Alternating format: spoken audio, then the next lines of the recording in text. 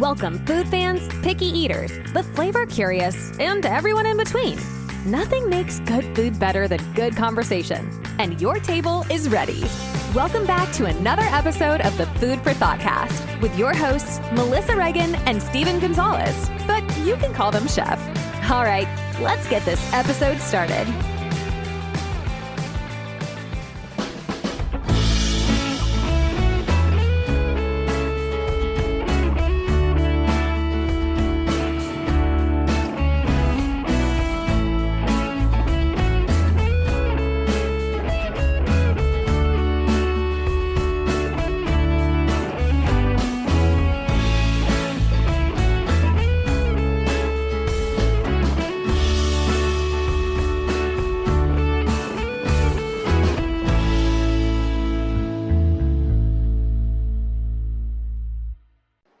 Hey there, food fans. Welcome back to the Food for Thoughtcast with me, your host, Melissa Reagan, and my co-host with the mostest, Chef Steven Gonzalez. What's up, Steve? Hi, how's it going? Fantastic. And with us tonight is Gerardo Rodriguez from Da Casa Woodfire Pizza in Midland, Texas. Welcome. How's it going? Man. Great. No, Great. thank y'all. Thank y'all for inviting us. Thank you for inviting me. Yeah. I can't wait. Like, Steve and I love pizza. So. We've been talking about getting you on for a while now, and we're glad it finally just kind of. Yeah, for sure. Yeah, it's gonna be good times. Yes, ma'am. Everybody have a good day or what? Is it good? Busy day. Yeah, I'd say so. Yeah, same. Mine was that weird kind of like chill busy where I got a lot done, but I didn't feel like I got a lot done. So that's always how it is, right? Yeah. Yes, ma'am. So, well, hey, so at the top of every episode, Gerardo, we ask what was the most amazing thing you ate this week, and so I'm going to let you go first. Man, what was the most amazing thing I ate this week?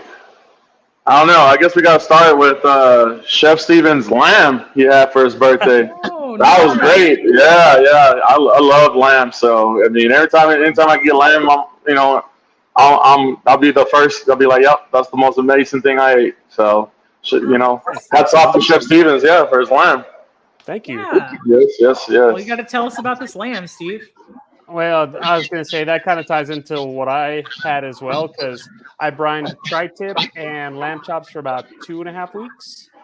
So when we cooked them and smoked them, everything just came out so tender, so juicy, and I mean, it just pretty much melted in your mouth. So Sure did. Nice. You can't underestimate like the power of a good brine on meat. Never. Like, oh man, Amazing. Yeah. Well, for me, I had pizza for dinner tonight, little local Dallas place, but the pizza is a seasonal that they have, and it's called the Pretty Pickle. It's white sauce, mozzarella, bacon, dill pickles, and fresh dill. Steve's worst nightmare. And I added ground beef to it, and then pineapple on one half. Oh, interesting. Wow. Yeah. Pineapple for me, and the not pineapple half for my mom because she hates warm fruit. So here we are. Yep. Pineapple and pickle. We were actually having that pineapple and everything. Yeah, we had that discussion this past weekend, but we'll get into that later. Yeah, we sure did. So Gerardo, we just want to know all about you. Like, let us know, how did you get into pizza and where are you from and all the good things. Oh man, where do I start, man? From the beginning. Yeah, from the beginning. Yeah, no. So this pizza journey probably started about 4 years ago. About 4 years ago. My first introduction to pizza was, man, like I worked at a pizza shop. I worked at Mr. Getty's when I was 16. Mm-hmm. That was the only time I ever worked with pizza was at Mr. Getty's. Worked there during high school. Didn't work there for that long for some reason. I forgot what happened.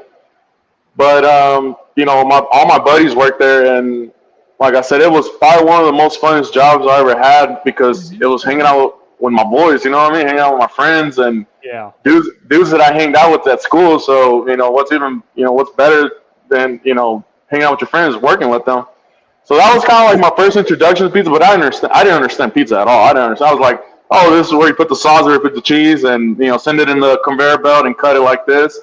I got to do dough. First time I ever got to do dough was there in a Hobart mixer, 60 quart Hobart mixer. Yes. Yeah, with a big boy. Yeah, so that was my first time ever doing dough. But the dough, what I do compared to that, I'm like, it's way different. Their dough was so generic, and you could taste it. I'm like, yeah, I could taste it, obviously, right? But rather than that, after that, 16, now I'm 33, but after that, like, I never touched food ever again. Never worked in a restaurant ever again. Always worked in the oil field, worked construction, just that. But I guess you could say around, it's got to be around 2015, 2014, 2015. I was working in the oil field, and I got hurt, and my daughter was being born. I just bought a new house. I had just gotten married, and I couldn't work for almost a whole year. I couldn't even walk. So, yeah. So during that time, I couldn't walk or whatever. My wife was the only one holding down the fort. I was getting probably like $400 a month out of disability, and which wasn't enough for especially a newborn and 2 kids and mortgage. Nothing. Yeah, it's nothing, right? So wow. So which was crazy, right? But during that time, I was like, what can I do to help? I want to learn something, while I'm here.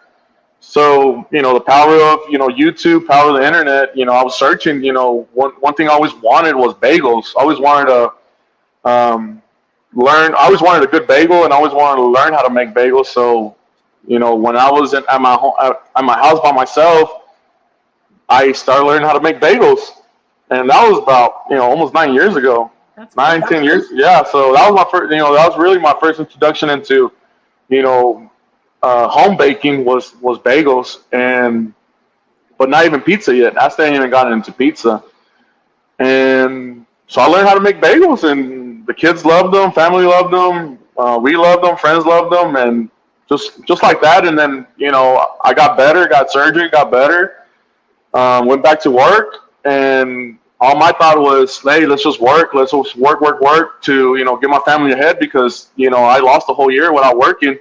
Mm-hmm. And so I was able to go back to the oil field, and then once I went back to the oil field, all these years, had another kid. We have 3 kids now. And, I got to a point when I turned about 30 years old. I was just driving to work one day, and I was like, what? I asked God, like, what do you want me to do, God? Like, I'm 30 years old. I mean, I feel like I caught up on everything. What do you want me to do? What is there else to do in life? Like, is it just going to work and that's a wild conversation, man, because you don't ever know what the answer is going to be. It could have been anything. It could have been anything. Yep, wow. Could have been anything. And I was on a long stretch of road. I was on a long stretch of road for at least 20, 30 miles. And I, as soon as I turned into that road, I said, God, what do you want me to do? And like I said, I turned 30, and He said, do pizza.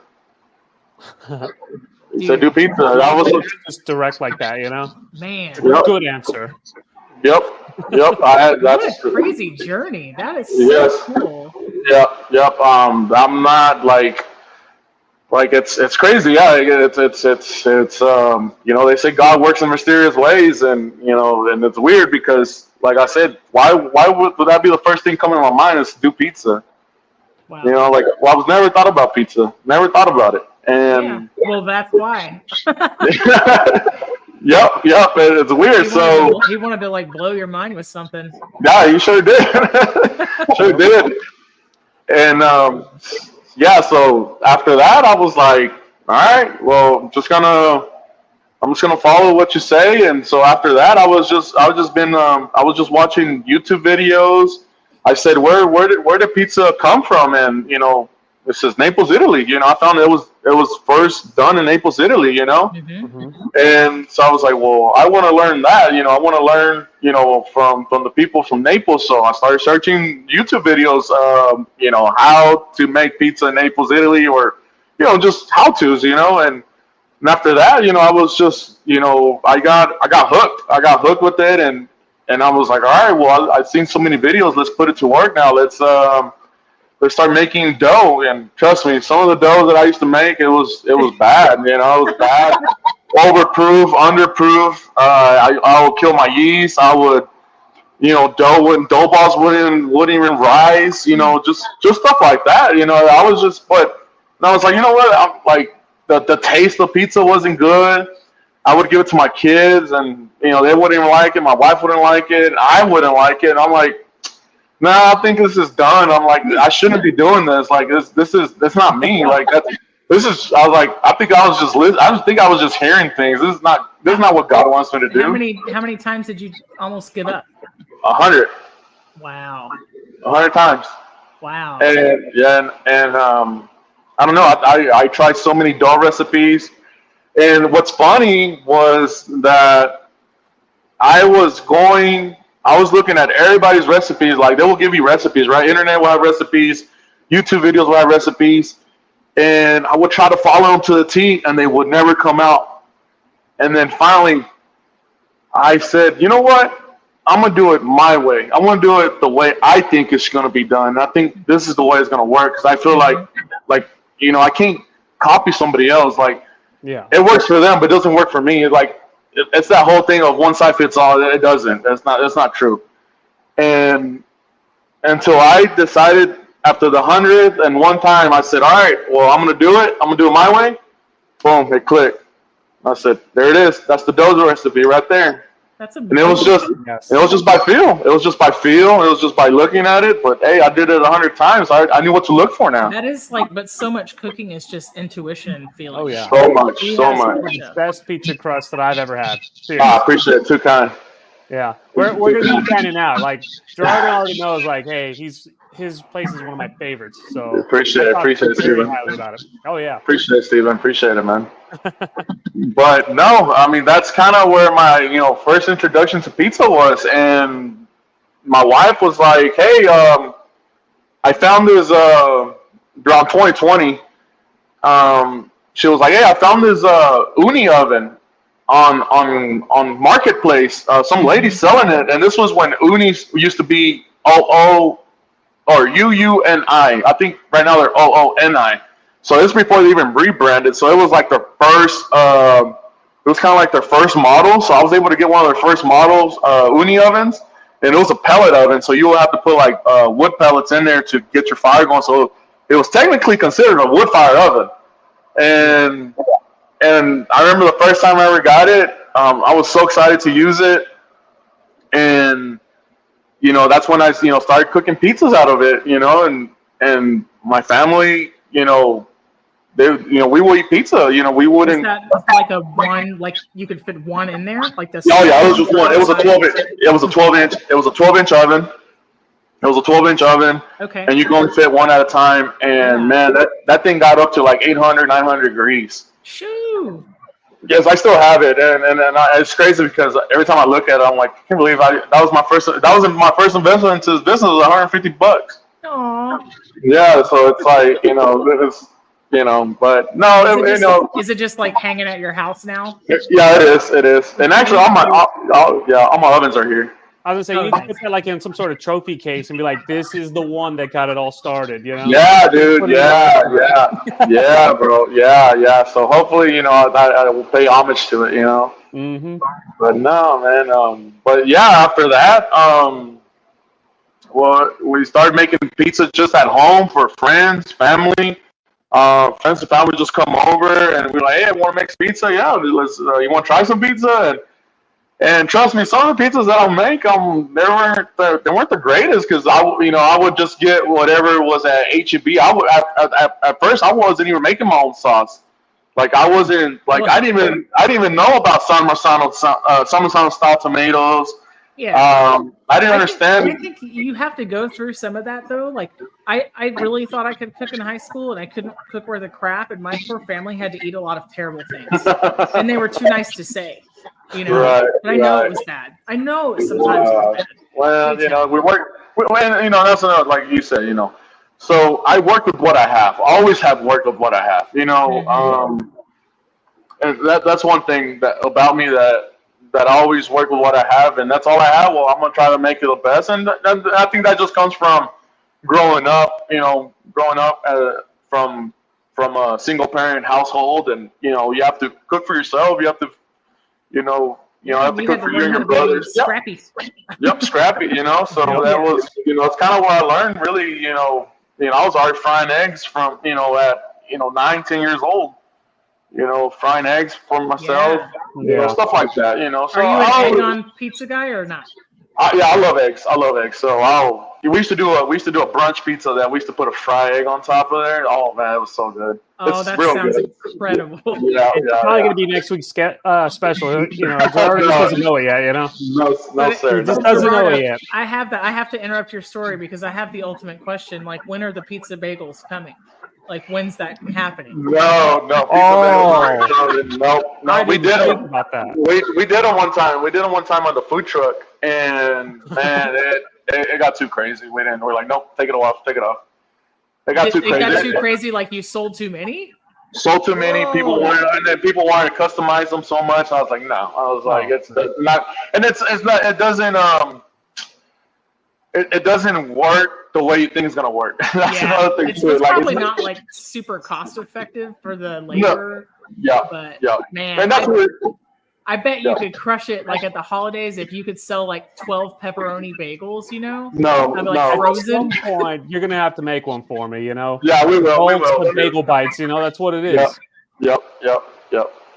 But no. So. After doing, having the family taste it, and it was never supposed to be a business. I'll tell you that right now. Really? It should never become this big. It's a science project gone wrong.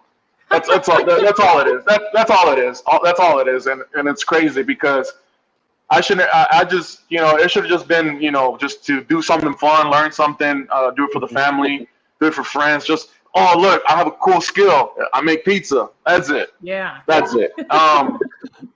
But you know how people are, and I guess I'm kind of like a dreamer, and I'm kind of like a serial entrepreneur, I guess, at the same time. And I guess that's not like a good thing because it can get you in trouble, and especially got me in trouble with my wife because now she's in it with me, and she's in it with me. But no, it's probably.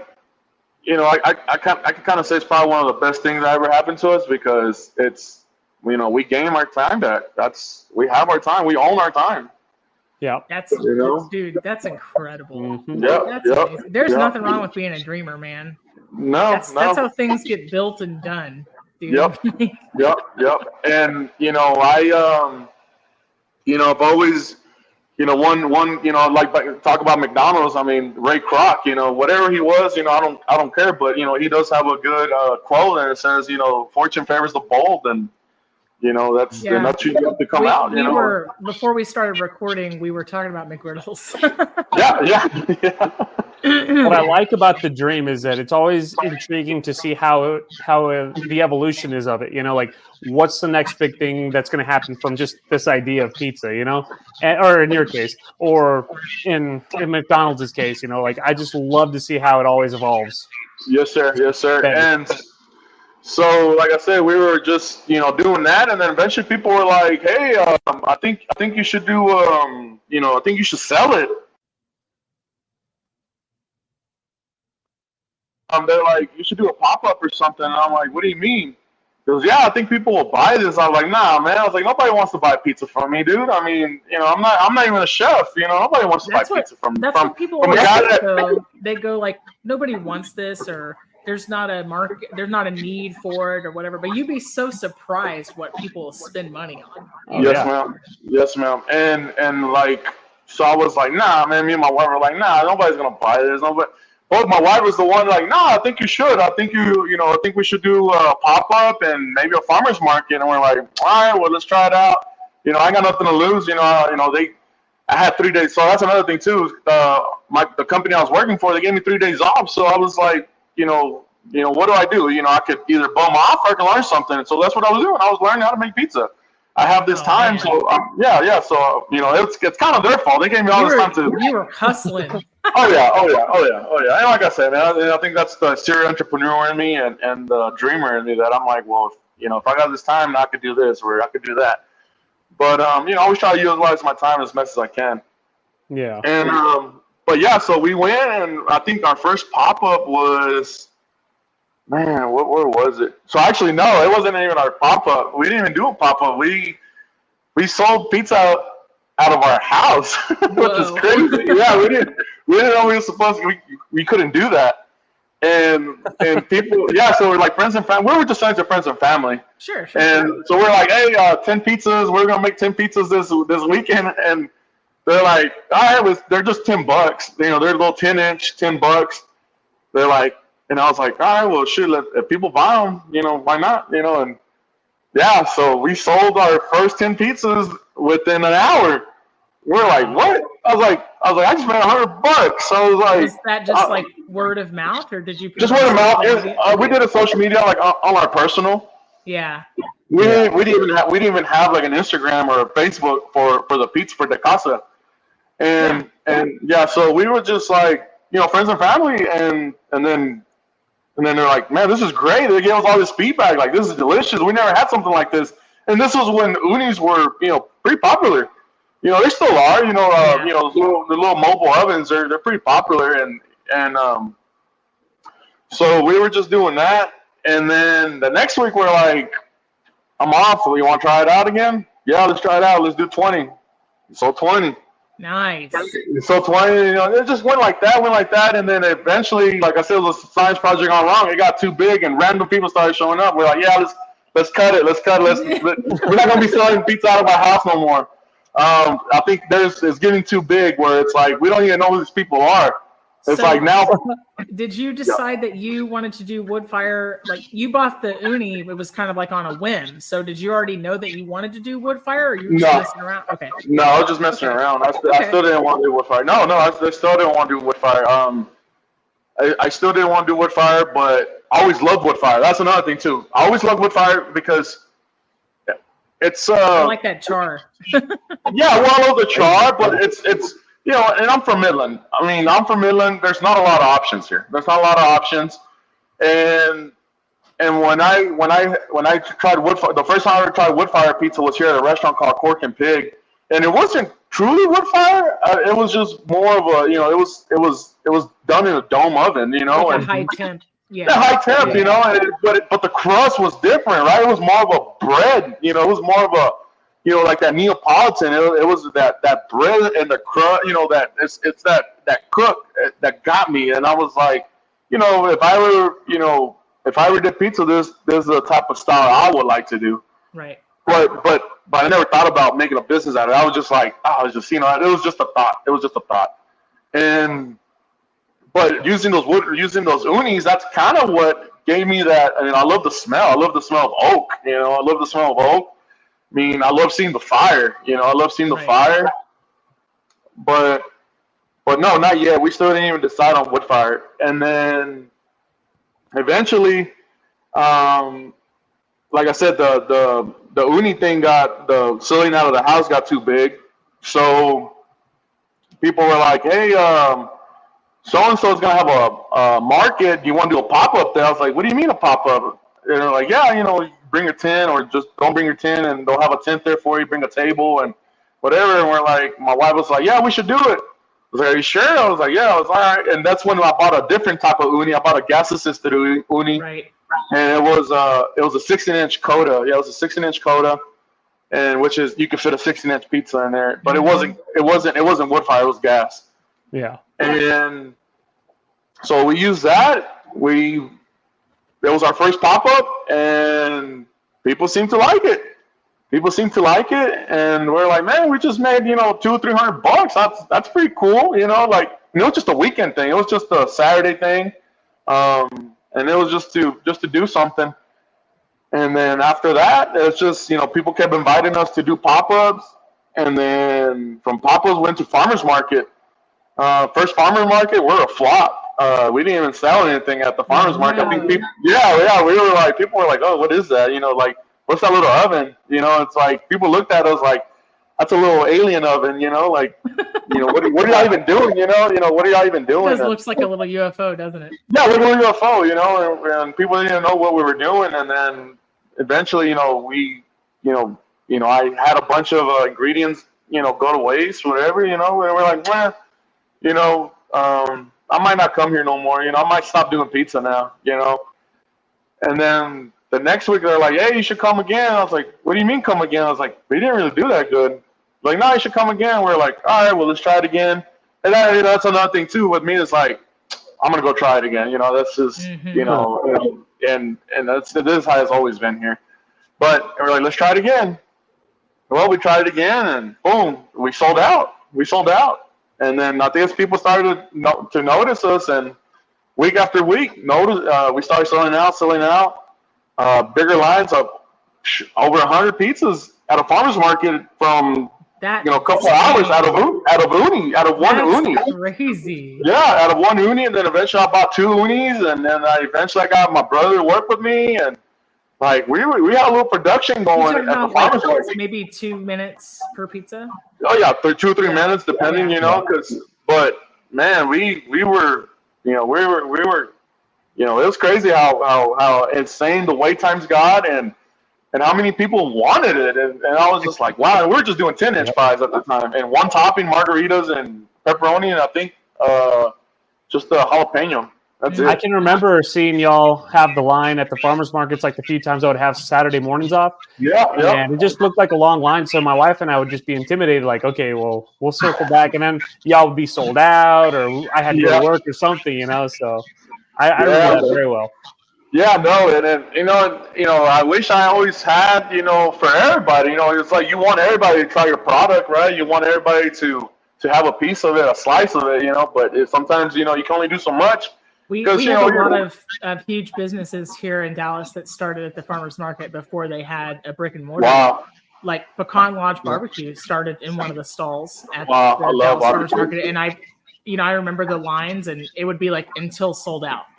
Wow. And there's a lot of success stories. Like, you can't sleep on a farmer's market, man. Like, because that's where you're getting like up close and personal with your fan base. It really is. Yep. You get to build those connections before you even have something permanent, and then a lot of people will follow you from there. Ma'am. I'm sure you have a lot of people that used to go to the farmers markets that go to the restaurant now, and they're like, "Dad, I remember." Now I'm sure you get a lot of that, right? Well, yes, but I still get people from the house. That's even crazier. No. From the house. Yeah. And I'm like, what? And I never saw them. That's another thing too. My wife was the one that used to just carry it out, but I never saw the people. So, but they used to tell me like, yeah, we used to stop at your house and get pizza on Saturday. I was like, what? I was like, man, thank you for sticking with us. Thank you. And I appreciate those people. I appreciate all my customers. You have so many fans. Yeah, so many fans, which is crazy. Which is crazy to me. I'm like, man, I never didn't even want to do it. No. Like I said, all this has grown organically. It's crazy because, it has let us do a lot of things, and we're still doing a lot of things, and we're still learning. We're still learning our business. We're still learning. One thing about us, we want to get better. Every day you want to get better. No matter if it's just an inch or a mile. You want to get better at anything you do. And but yeah, so we did the farmers market, and then I was just like, I don't know. I told my wife, I was like, she wasn't really liking her job anymore in the oil field. She was working for an oil operator for the same company I was working for, and then I was working, and I was like. She's been at that company for like 10 years. I was at that company for 4. And I was just like, yeah, I'm starting not to like this. Like, I'm like, there's got to be more to life than this. Like, our kids are growing.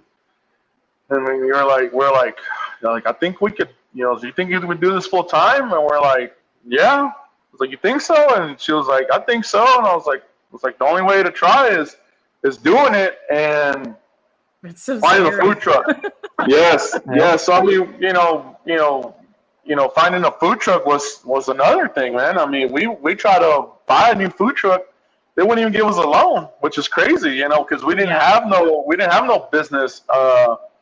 We didn't have no, nothing. We just had our regular credit, but they weren't gonna let you, get a food truck or anything like that. And food trucks at the time I was looking at, they're like $80,000-$90,000, the ones I wanted. And it's like, man, I was like, we're never going to get a food truck. We don't even have that type of money. And I was like, man, I'm just going to give up. I'm just going to give up on pizza. I'm not going to do it. And because I kept looking through, Craigslist, Facebook, used vending. I would look just through Right. like, yeah, just, I was like, and I got tired of it. I was like, I'm sick of this. Like, I don't even want to keep looking at food trucks no more. I was like, they're overpriced, they're so expensive. I was like, even if we throw our money out, I was like, that's all our savings. Like, we have nothing. And it's a big risk. Yes, big risk. I really applaud the bravery of people who can open their own business like that, because it takes so much. So much. Yeah. So after that, I was just like, this is crazy. There's another story. Like, I was like, I'm done. I'm done looking at the internet. I'm never gonna do pizza again. I don't even want to do pizza no more. and I said, I'm tired of looking at my phone. And I said, and I remember my wife was like, hey, let's go pick up our son from the tennis center. He's done playing tennis. Let's go pick him up. And I was like, all right, cool deal. And like I said, all that day I had already looked through. I was getting so discouraged. And then I said, you know what? I'm not gonna look at my phone all day now. And then we went to go pick up our son. And I said, you know what, God? I'm gonna look at this phone one more time. And if there's nothing there for me, I'm done doing pizza. Mm-hmm. Boom! As soon as I open, there's a food truck there for sale. Right, my price point. He's good. I said, no. I'm like, why? I was fixing to give up on it. Like, I was just gonna let it go, and there it is, right there. The food truck was right there. That's awesome. I knew who the people were. I knew where it was at. I contacted them directly. Went to go buy it the next week. Quit my job the following week. So I gotta ask, how did you come up with the name De Casa? Because from the house, right? Oh, from the house. That's simple, yeah. So as Hispanics, what's the best food come from? De casa, it comes homemade, right? Where's the best food? People always tell you, like, what's the best Mexican food? Oh, my mama's house. So it's like, it's comida de casa. So I put de and casa together, and I said de casa. That's it. That's it. Simple. Yes, and because it started at home. It started at home. That's where I started at, and easy to say. Yeah, easy to say. Exactly. It's fast. Exactly. It's easy to say. Everybody can say it. It's just de casa. So and it's crazy how people say it, like, it's de casa. They don't even say wood fire pizza. They don't even say de casa. They just say de casa. Which is crazy. I do. Yeah. Yeah. Let's go to de casa. Yeah. Or let's go hit up de casa. Yeah. That's what I always say with my wife. So, Steven, how long have you been eating there? Pretty much since they were a food truck. They had just gotten their brick and mortar, and they hadn't moved in yet. So they were always right outside with their food truck, and I would go hit them up from time to time whenever I had a chance. I can even remember this one night they were they'd be busy, and they would tell me, like, hey, it's gonna be a 30-45-minute wait. So there was one night where I was like, you know what, that's cool, take your time, no rush. And I went and picked up like a 6-pack of beer, and I just remember sitting in the bed of my truck having a beer, waiting for pizza. The pizza was ready, and then I went home, and my wife and I ate, and we were just happy as can be. It was a great time. Yeah. I love to hear that, because it's something that you don't see, right? Like, once the pizza's gone, well, it's like vaya con Dios, like, go with God, it's like, let's, whatever happens, I hope they like it, hope they enjoy it, and. But the problem that I have is that we always order 2 pizzas, and it's like one is just enough, and then 2's too much, and we always overorder. So we're like, oh man, we got leftovers, and of course, leftovers are always really good too the following day. But man, it's always worth it, and we try to do like the special, and then like either a margarita, cheese, classic. Something, We call them the classics. Yep. the classics. Yeah. Are you to the point in your life where you just can't eat any more pizza, or do you still? No, I eat pizza. I mean, I love pizza. No, I love pizza, but I don't eat my pizza as much. The only time I eat is like if I'm making a new one, if I'm like trying, new toppings on it, or something like that. but I don't eat it all the time. But I do want it. I want to eat it, but I'm so tired. I don't want to make it for myself. You know what I mean? Like I want so. Last week we went to St. Marcus and we visited some of our friends, and they opened up a pizzeria and there in St. Marcus called Sylvia Pizza, and us just sitting there in the restaurant eating it was like, oh my God, this is what I wanted to feel. Like I wanted to feel like somebody's cooking for me now. I'm not cooking for everybody else. Now somebody's cooking for me, and I feel like this is what people experience when they're in my shop. You know, so I got to experience the customer point of view. And sometimes you want to be like served. You know, you want to be taken care of. Yes. Totally. 100%. Yeah. But I mean, every time I go into the restaurant, I always feel like I'm, like family. You know, they hang out, we talk, we chill, and Gerardo's making pizza for me and whatnot, and I'm just like, this is awesome. You know. Yeah. No. That's what it is. And when you do come, Melissa. Our place is an open concept. We cook in front of you. It's a chef's table. That's what it is. It's a chef's table. You see everything. There's no. We're not hiding nothing. It's you'll see our oven is the heart and soul of the building. You know, I love it. You know, I love seeing the fire there. I love people seeing there, and they compliment it all the time. You know, it's like, hey, that's it's just fire roaring in there. You know, you're cooking with fire. I have like really big feelings about the kitchen being the most important part of the home, because historically it was the hearth. It heated the home, right? Yes, ma'am. Families way back when would all sleep in one room, and you do your cooking just adjacent to that, or maybe in the same room. And the kitchen's like the heart of the house, and that's where we get the saying "heart of the house" in the industry. And so I love an open concept in like an industry building like that. Yes, ma'am. And we have a bar. We have a bar built there where people can sit down and they see us cook. We serve them there. Nice. We also got we got a couple of tables, 4 tops and 2 tops that people can sit down and or take it to go. But I mean that was my whole thing when we first opened this place. We have to work with what we got, and this is what we did. This is how we were able to maximize our space. And thanks to my wife, because at first I didn't see it. My wife did. I didn't see it, and then until she put it together, I'm like, oh yeah, it makes sense. It makes sense. So what I also like is that he collaborates with a few of the local chefs around like Midland, Odessa, and they provide like killer sausage, things like that. And he puts that in specials, and OMG, it's amazing. I was looking through your Instagram, and I like that Shishito pizza is like calling my name. Yes. But I saw like some sausage that came from Odessa charcuterie. And, And I'm a jalapeno fanatic, so anything you're gonna put jalapenos on is like fresh jalapenos. We use fresh jalapenos here. Mm-hmm. And Angel from Odessa charcuterie puts up some good stuff. Yeah. No, I remember I would go over there and I would just see him. I gotta get to that part of Texas at some point. Oh yeah. No, it's cool. You got a house here. Don't worry. Yeah. Oh yeah. No, Steven's a great host. We try. Nice.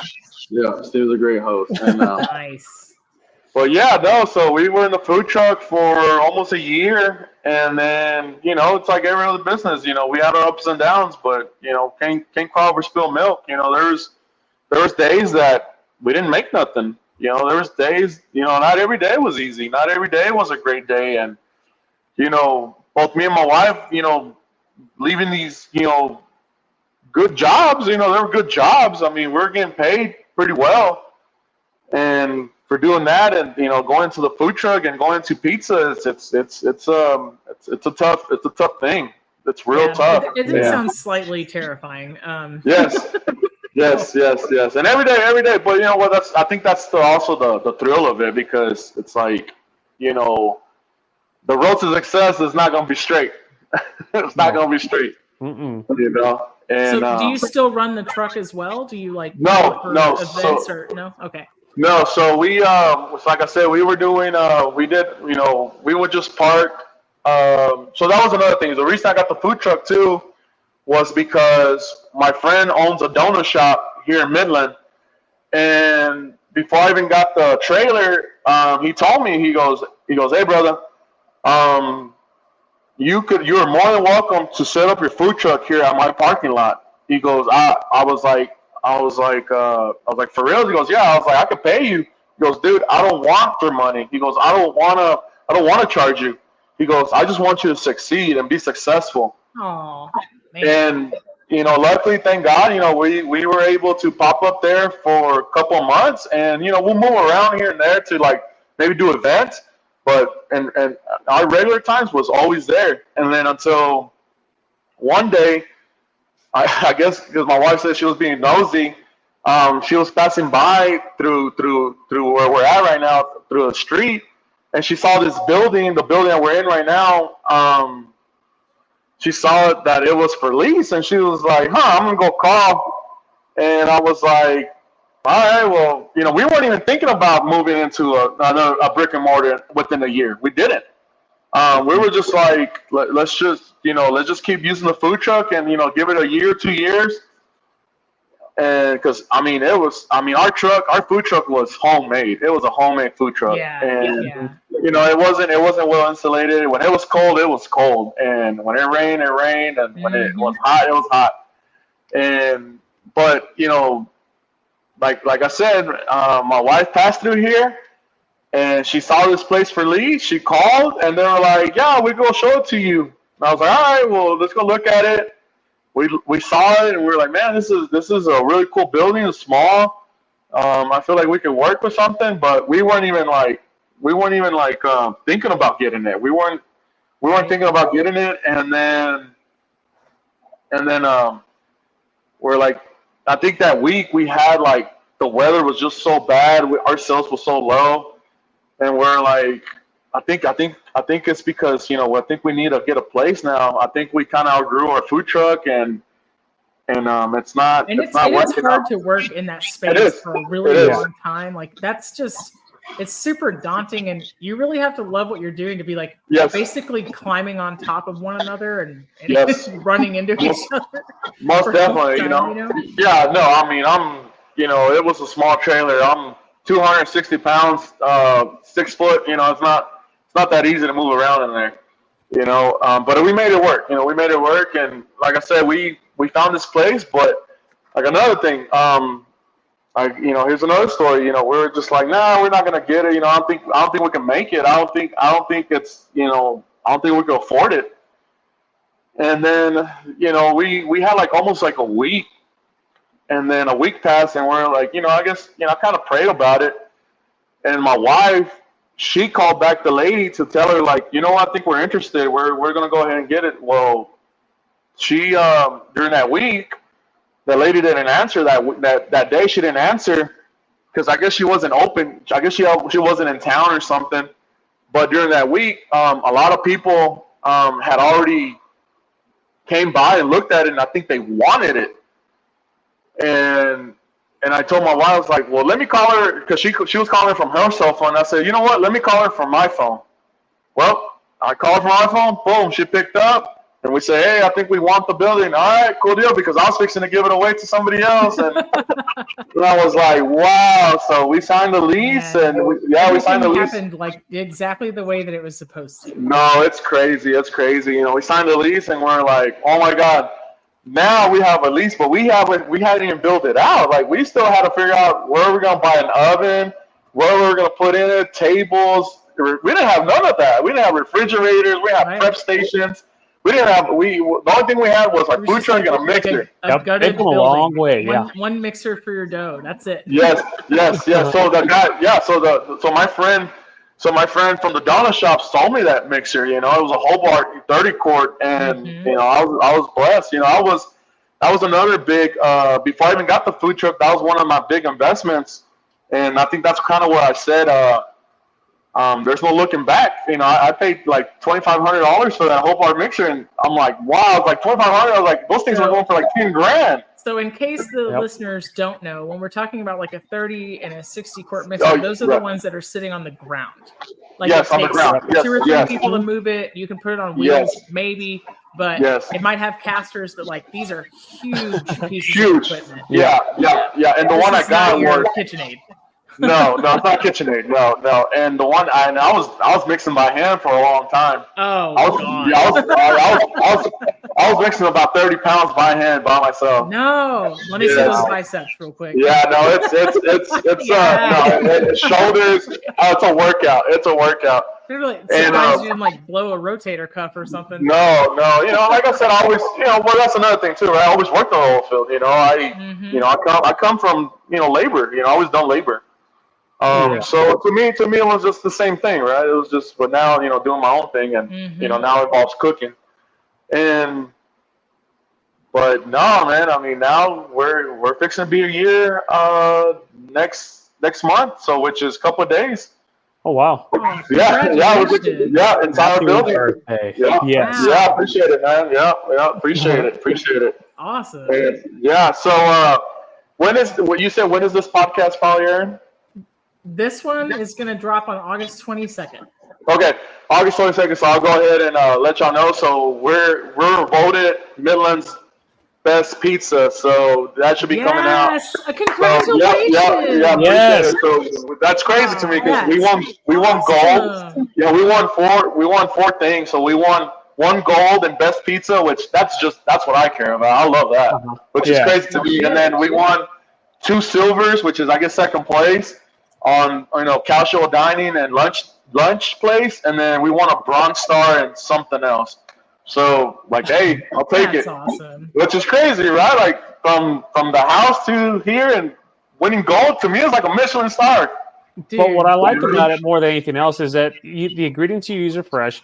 The pizzas are so simple, but the flavor is out of this world. And that's what really got you that gold star. You could definitely tell that there's a lot of love put into it, that you all take a lot of pride in what you do. And I mean, it's just magic from the moment you go into that building to the moment you leave, whether you eat there or you have that pizza to go. Like, it's just magic in there, man. And you all have a great place. So, yeah.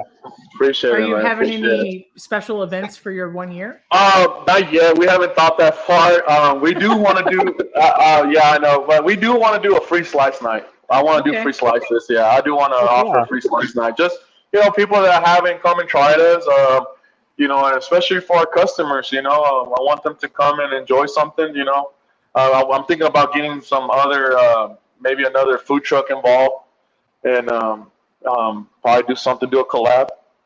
I want to know when the chef Steven and DeCasa. Yes, he's been trying to get me. I'm not gonna lie. I'm kind of scared. I don't want to make a fool out of myself slinging pizza, and then it just ends up all over the place. I'm telling you, when's that lamb going on the pizza? I'm just saying, we're gonna have to start that brine soon, I guess. We are. We are. No, I'm ready for it. Like I said, my door's always open. I love anybody that wants to do something. I think collabing with each other and helping each other out, I think that's how you grow and that's how you build relationships. And I think that's the best. I think that's the best thing about which is, like I said, crazy to me that I have this shop. And if I could help one of my friends out, or whatever, hey, come, come try, it's a playground, it's a play, come have fun, have fun. Let's have fun. And that's the way I see it. And there's there's just a special camaraderie that happens when you get kitchen people together in the same space. It's like a magic that you can't recreate. It's awesome. No, you speak the language. That's what it is. You speak the language. But like good people hang out with good people, and then when you have 2 good people hanging out and you all have that friendship and camaraderie, you're right. The food that comes out of that is just out of this world, Yep. Steven, do you have a go-to pizza dough recipe I don't. that you use? Do you make pizza dough at home? I have I've done it once or twice and it didn't come out the way I wanted it to, but I'm already starting to think of lamb bacon and stuff to make for when I go to the casa. So yes, the wheels are turning. And then you guys can freeze one raw and FedEx it to me in North Carolina. We're gonna have to send some of your frozen pizzas. He does frozen pizzas too, right? I did not know that. I was just kidding. What? And Yes, we do. We do frozen Okay. pizzas. Yep. Okay. So they're fully cooked. Yep. Okay, I'm coming for it. Like that's gonna happen for sure. Yep. I use this recipe from Bobby Flay that it starts with beer as the liquid, and it's not perfect by any means, but over the years, I think I've kind of replaced a quarter of it with cornmeal because I like that kind of chewy bite that it gives. And it's still not exactly the way I would want, but it does really well on a cookie sheet. So it's kind of like time tested. That's my go-to one when I'm at the house. So, and it's like a quick rise. It's like an hour, so I don't have to wait. Yeah. When I want pizza, I want it now. So Yeah. So Makes sense. Makes sense. Yeah. Yes, now. So, Well, yeah. No, that's where we're at. Yeah, dude, I can eat my weight in pizza all day long. It's one of my favorite things ever, and it's several different types too. But I love a wood fired. Probably one of the most popular things in the world. So we're gonna have to circle back because when we first started, we were talking about pineapple on pizza. Now, ham, pineapple. What's your take? Yay or nay? Man, ham, pineapple, like Canadian bacon or just ham? I guess it's the same thing, right? It's the same thing, right? Yeah, it's the same thing. I'll do it, but I'm not like, oh my god, I'm crazy about it either. Like, it's not my go-to. It's not a go-to. And it's funny because, so what was it, like 2 weeks ago, where your Al Pastor pizza was special, and there was pineapple in it. Yes, but it's Al Pastor.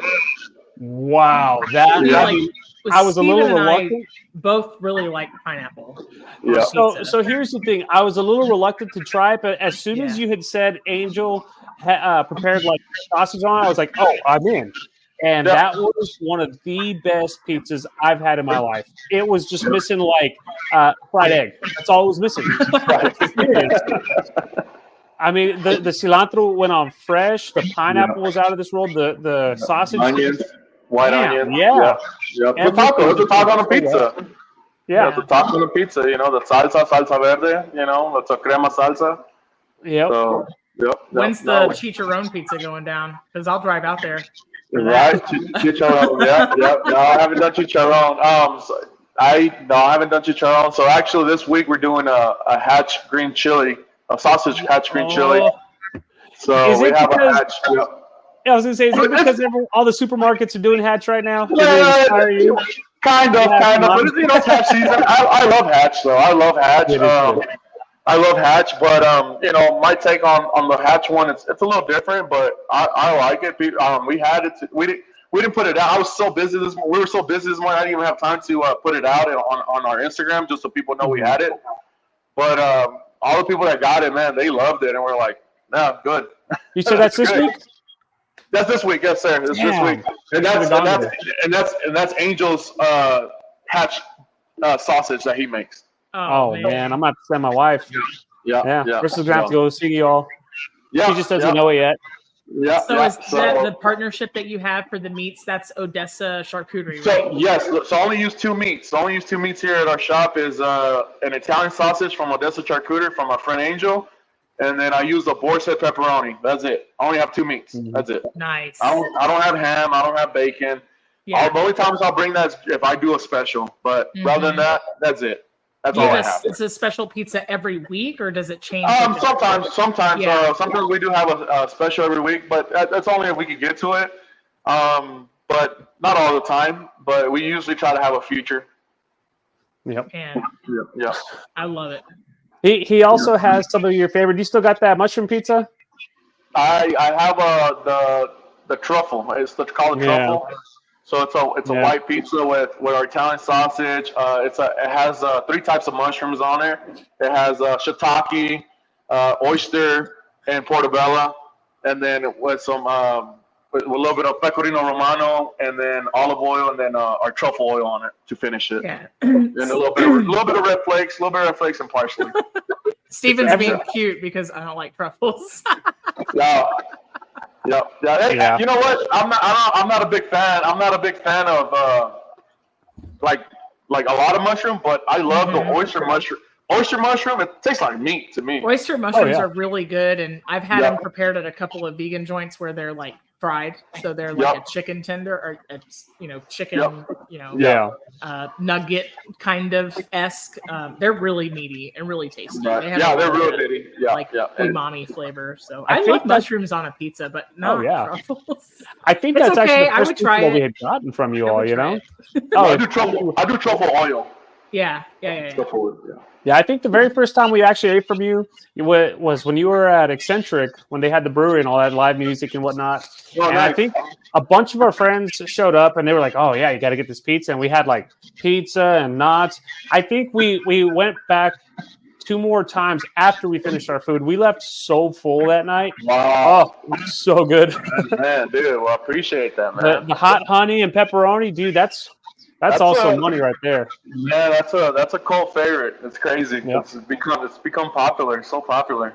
I love hot honey. We were talking about that just a little bit before we started recording, and hot honey is having its moment on everything. And sometimes I just like to dip like the pizza crust in it, like the leftovers. Yeah. So. But yeah, everything that I've had has been out of this world, and like even the calzones, man.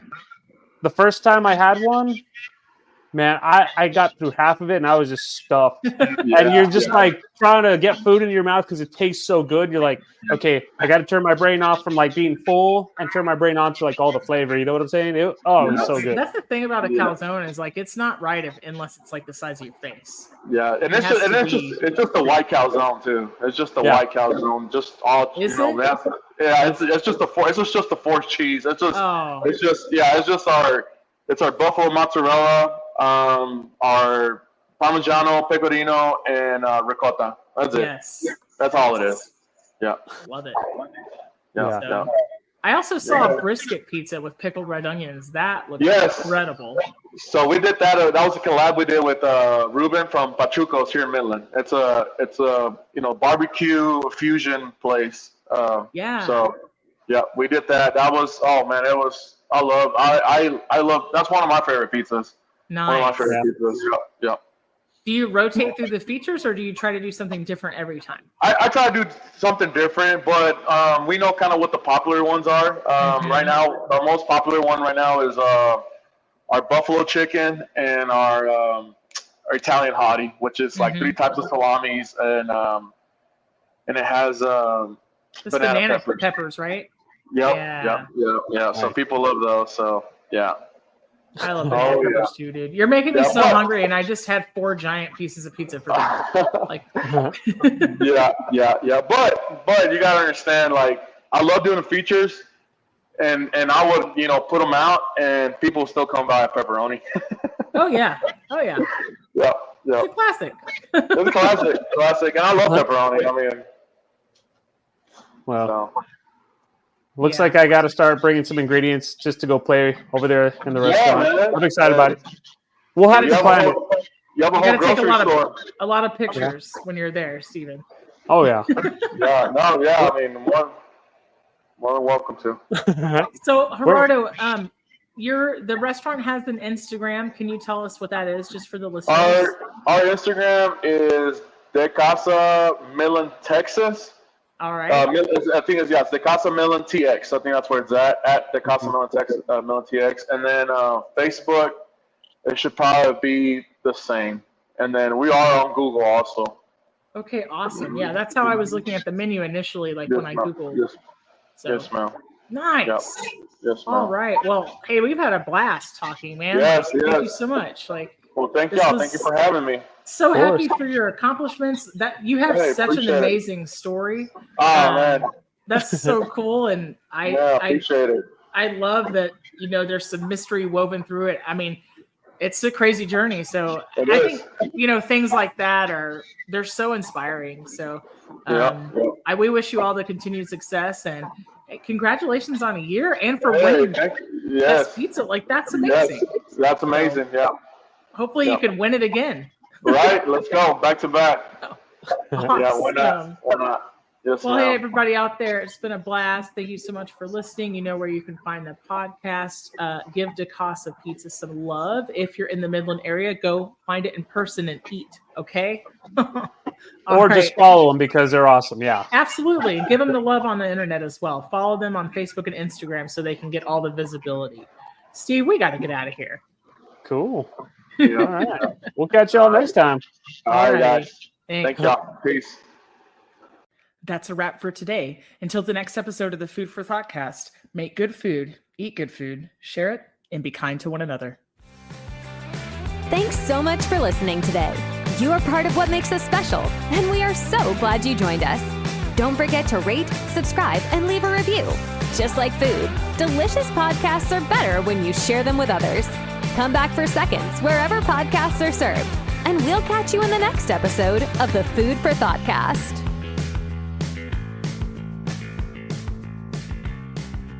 You can find us on Facebook and Instagram at the Food for Thoughtcast or at www.foodforthoughtcast.com, where you can link to all podcast players, or you can send us an email at foodforthoughtcmc@gmail.com.